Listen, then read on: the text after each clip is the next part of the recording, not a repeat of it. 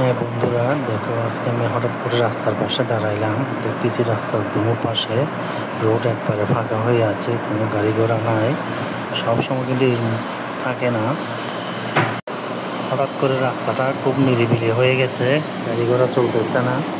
দেখো, কারণ গ্রামের রাস্তা তো আসলে অনেক সুন্দর লাগতেছে।